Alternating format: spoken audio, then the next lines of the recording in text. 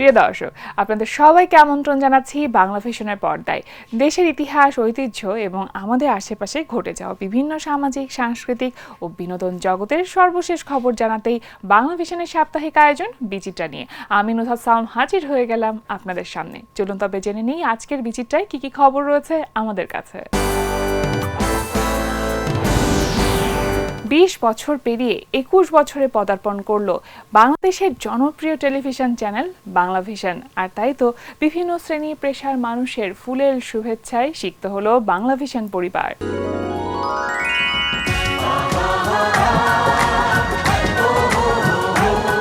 20 বছর পেরিয়ে 21 বছরে পদার্পণ করল দেশের জনপ্রিয় টেলিভিশন চ্যানেল বাংলা ভিশন। আর তাই জন্মদিনে বিভিন্ন শ্রেণী পেশার মানুষের ফুলেল শুভেচ্ছায় সিক্ত হল বাংলা ভিশন। বাংলা ভিশনের জন্মদিন উপলক্ষে নিজ কার্যালয়ে 31 মার্চ মঙ্গলবার দিনব্যাপী নানা অনুষ্ঠানমালার আয়োজন করা হয়। সোনা বন্ধে আমারে দেওয়ানা বানাইলো, সোনা বন্ধে আমারে দেওয়ানা বানাইলো, আরে না জানে কে মন্ত্র পড়ে জাদু করিল,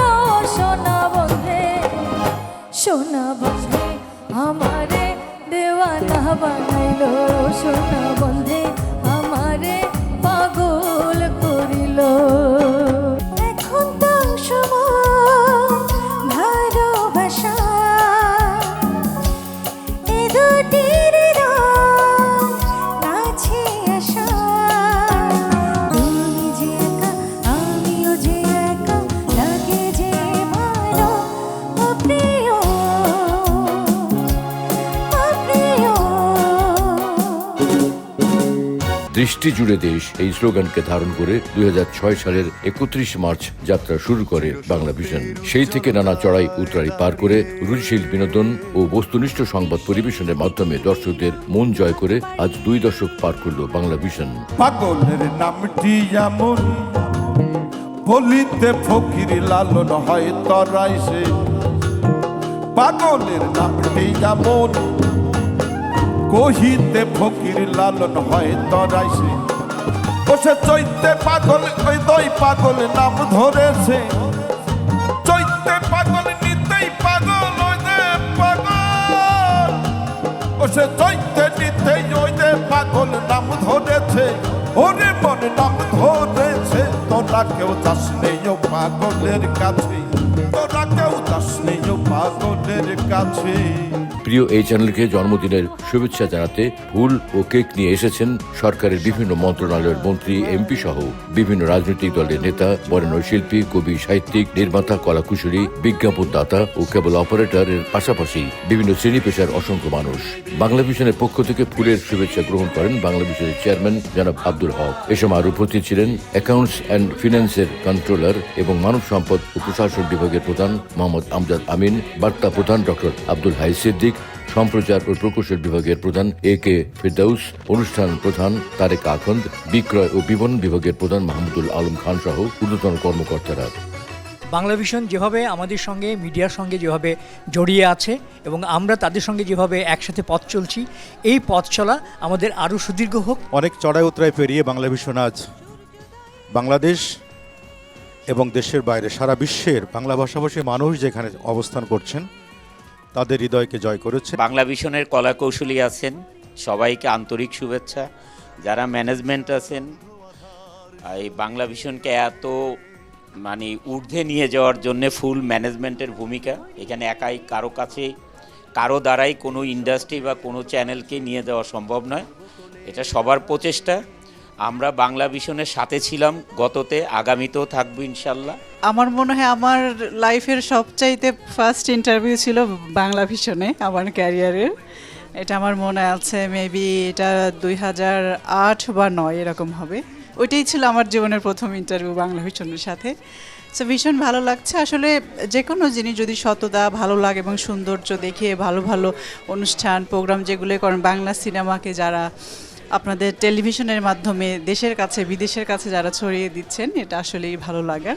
দোয়া রইল, দোয়া করি যেন বাংলা ভিশন আরও অনেক অনেক যুগ যুগ ধরে সবার কাছে জনপ্রিয় চ্যানেল হিসেবে বেঁচে থাকে। মানুষের মনের যত্নের কাজ করি, সো আমি মনে করি যে বাংলা ভিশনও এই মনের যত্নটাকে খুব গুরুত্ব দিয়েছে বলেই প্রোগ্রামটাকে এখন পর্যন্ত তারা চালিয়ে যাচ্ছে।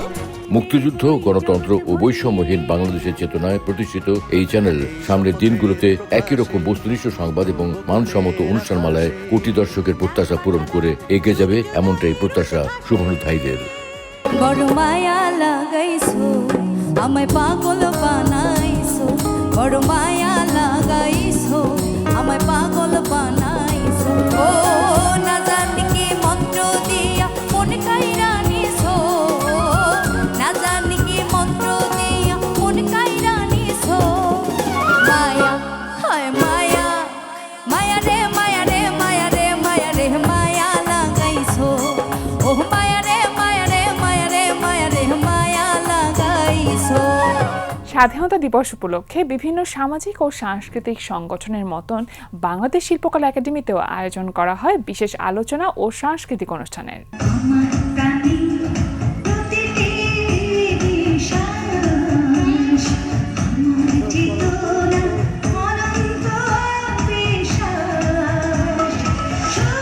ছাব্বিশ মার্চ বৃহস্পতিবার সন্ধ্যায় শিল্পকলা একাডেমির জাতীয় নাট্যশালার প্রধান মিলনায়তনে অনুষ্ঠিত হল আলোচনা, তথ্যচিত্র, দ্য পিপলস প্রেসিডেন্টের প্রদর্শনী ও সাংস্কৃতিক অনুষ্ঠান। এতে প্রধান অতিথি ছিলেন সংস্কৃতি মন্ত্রী নিতাই রায়চৌধুরী। সংস্কৃতি সচিব মোহাম্মদ মফিদুর রহমানের সভাপতিত্বে অনুষ্ঠানে বিশেষ অতিথি ছিলেন প্রতিমন্ত্রী আলী নেওয়াজ মাহমুদ খৈয়াম। এতে স্বাগত বক্তব্য প্রদান করেন একাডেমির মহাপরিচালক কবি রেজাউদ্দিন স্টালিন। আলোচনা পর্বে মুখ্য আলোচক ছিলেন ঢাকা বিশ্ববিদ্যালয়ের উপাচার্য অধ্যাপক ডক্টর ABM ওবায়দুল ইসলাম।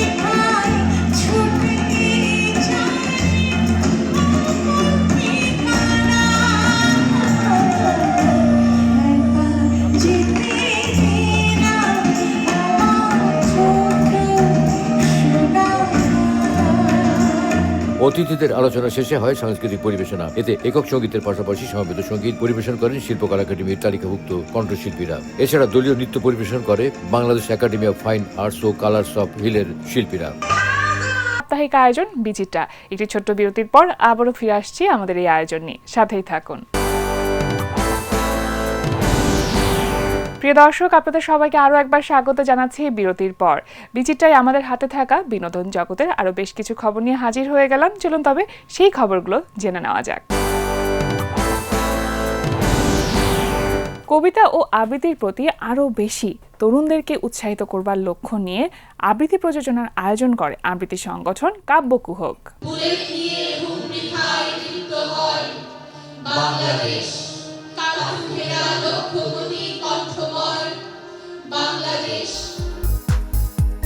27 মার্চ শুক্রবার সন্ধ্যায় বাংলাদেশ শিল্পকলা একাডেমি জাতীয় চিত্রশালার মিলনায়তনে একটি বাংলাদেশ শিরোনামে আবৃত্তি অনুষ্ঠানের আয়োজন করে কাব্যকুহু। এতে প্রধান অতিথি ছিলেন বাংলাদেশ শিল্পকলা একাডেমির মহাপরিচালক কবি রেজাউদ্দিন স্টালিন। প্রযোজনাটির গ্রন্থনা ও নির্দেশনা ছিলেন আবৃত্তি শিল্পী ও সংবাদ উপস্থাপক ফারহানা ত্রিনা। একটি বাংলাদেশ শীর্ষক আলোচিত এই প্রযোজনায় কাব্যকুহকের শিল্পীদের পরিবেশিত কবিতায় ভাষা আন্দোলন, মুক্তিযুদ্ধ এবং সমসাময়িক জাতীয় চেতনার নানা দিক শৈল্পিকভাবে তুলে ধরা হয়। বিশেষ করে নতুন প্রজন্মের আবৃত্তি শিল্পীদের অংশগ্রহণ প্রযোজনাটিকে আরও প্রাণবন্ত করে তোলে। সহস্র পাখির কলতানি আজ দিগন্ত মুখর, তাই তো আজ দেখো এই মিছিলের দ্বার প্রান্তে এসে দাঁড়িয়েছেন আমার মা, যিনি বাংলা ভাষায় কথা বলতে বড় ভালোবাসতেন। কথায় কথায় কত কথা, কত রূপ কথা, আর ছড়ায় ছন্দের মিষ্টি সুরের ফুল ছড়া। সম্প্রতি শিল্পকলা একাডেমিতে মঞ্চস্থ হলো নাট্যদল দেশ নাটকের দর্শকপ্রিয় নাটক দর্পণে শরৎ শশী। গিন্নিদের জামা কাপড় এটা সেটা দু একটা আংটি লাগছে জুটে যেতে পারে, আর এখন মাল জায়গায় ঢুকিয়ে দিয়ে সব বুঝো।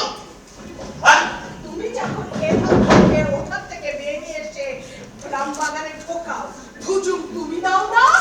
যে নাটকের মঞ্চায়নের মধ্যে দিয়ে নাট্য সংগঠন দেশ নাটকের যাত্রা শুরু হয়েছিল, সেই নাটকের নাম দর্পণে শরৎ শশী। 1992 সালে প্রথম মঞ্চায়ন হয়েছিল নাটকটির, যার রচনা করেছেন মনোজ মিত্র এবং নির্দেশনা দিয়েছিলেন অভিনেতা ও নির্দেশক আলী জাকের। তুমি যে কি করে ভাবলে আমার দিয়ে ওসব হবে? আমি তো আকার মুখ্য, তোমরা কত উঁচু। যদি হয় ধর লোকে যদি তো সুখ্যাতি করে, শশী অত সস্তা না, বুঝলি রে ছুরি? এর নাম থিয়েটার, কচ্ছপের কামড়। একবার সুখ্যাতি পেলে ওই রংকালি মাখার লোভে আবার আসতে হবে এই থিয়েটারের তৌতুরায়, আসতেই হবে। 28 মার্চ শনিবার সন্ধ্যায় রাজধানীর বাংলাদেশ শিল্পকলা একাডেমির পরীক্ষণ থিয়েটার হলে মঞ্চস্থ হল নাটক দর্পণে শরৎ শশী। এই নাটকটি এখনও সমসাময়িক মনে হয় আমাদের কাছে, যে থিয়েটারে এখনও মানুষগুলো কেমন আছে, কিভাবে চেষ্টা করছে। প্রতিনিয়ত আসলে আমরা থিয়েটারে চাচ্ছি যে সবাই আসুক, সবাই থিয়েটার করুক, সংস্কৃতি মনা হয়ে উঠুক, সাংস্কৃতিক অঙ্গনে সবার পদচারণা খুব মুখরিত হোক, এই চাওয়াটা সকল সময় আমাদের কাছে। আর তাই নিশাতাপ্পা সারা জীবন এটার জন্য যুদ্ধ করেছেন, আমৃত্যু। এবং নিশাতাপ্পা যখন দর্পণে শরৎ শশী পড়ছিলাম, তখন যেন মনোরমা চরিত্রটা আপাদমস্তক নিশাতাপ্পা কীভাবে ধারণ করতেন, কিভাবে চাইতেন যে আমরা সবাই যেন থিয়েটার আঁকড়ে থাকি, থিয়েটারে আসি, থিয়েটার করি। সেটা প্রতি রন্ধে রন্ধে, প্রতিটা ডায়লগে, প্রত্যেকটা সিকোয়েন্সে আমরা এটা ফিল করেছি।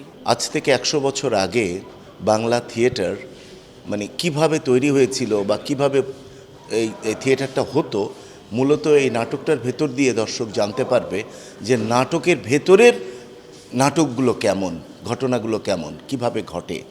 তো সেই পুরো ব্যাপারটা নিয়েই আসলে এই নাটকের কাহিনী, এবং জমিদাররা কিভাবে নাটকটাকে প্রমোট করতেন, এবং কলকাতা থেকে বিভিন্ন অঞ্চলে, দেশের বিভিন্ন অঞ্চলে তখনও মেয়েরা থিয়েটারে যুক্ত হয়নি, কলকাতা থেকে মেয়েদেরকে নিয়ে এসে কিভাবে মফস্বলে থিয়েটার হতো, চর্চা হতো, অনেকটা সেরকম একটা গল্পকেই এই নাটকে তুলে ধরা হয়েছে। এই নাটকে যখন আমাকে বলা হলো যে একটি চরিত্র আপনাকে করতে হবে, আমি অত্যন্ত আনন্দিত হয়ে এই চরিত্রটি করছি, এবং অভিনেতা হিসাবেই আমি এই নাটকে আছি। সাধারণত আমার নাটকে আমি নিজে লেখক নির্দেশক থাকি, কিন্তু এই নাটকটাতে আমার অভিনয় শুধু আছে, এবং আমি খুব এনজয় করছি এই নাটকের অভিনয়টাতে। নতুন করে কামাল আহমেদের নির্দেশনা নাটকটি বিভিন্ন চরিত্রে অভিনয় করেছেন দেশ নাটকের এমন পুরনো সদস্যরা।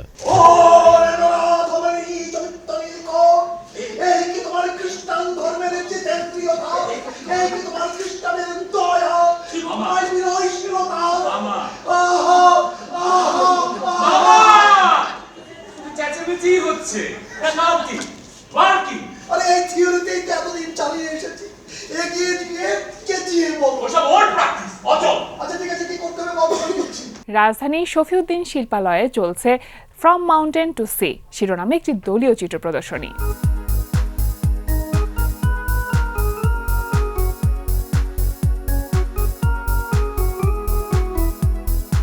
Shafiuddin Shilpalaya from mountain to sea শিরোনামে 5 দিনব্যাপী একটি প্রদর্শনীর আয়োজন করা হয়। বরেণ্য চিত্রশিল্পী এমেরিটাস অধ্যাপক রফিকুর নবী প্রধান অতিথি হিসেবে এই প্রদর্শনীর উদ্বোধন করেন।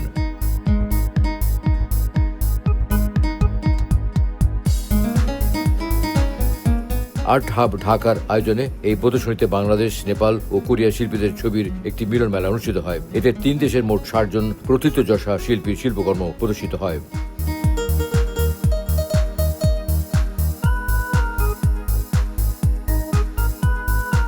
আমাদের এই প্রদর্শনী মূলত বাংলাদেশের 45 জন শিল্পী, নেপালের 8 জন ও দক্ষিণ কোরিয়ার 7 জন শিল্পীর মোট 105টি শিল্পকর্ম নিয়ে।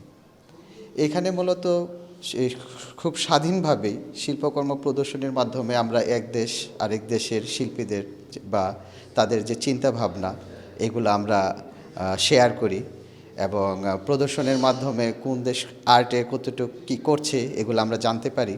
তো সেই ক্ষেত্রে আমরা এই বাংলাদেশের যে দর্শক অংশগ্রহণকারী শিল্পী সবাই দক্ষিণ কোরিয়া ও নেপালের শিল্পীদের চিত্রকর্ম দেখে তারা বিভিন্ন ধরনের অভিজ্ঞতা নিচ্ছে সরাসরি দেখার। আবার অন্য দেশের শিল্পকর্ম এখানে এসেছে, তাদেরও মানে ভার্চুয়ালি সংযুক্ত হয়েছিল শিল্পীরা, তারাও বাংলাদেশের শিল্পকর্ম দেখার একটা সুযোগ হয়েছে। এই যে একটা যে শিল্পের মাধ্যমে শিল্পীদের চিন্তা ভাবনা বা কাজের যে একটা আদান প্রদান, এটা আমাদের শিল্প ও সংস্কৃতিকে ঋদ্ধ করে।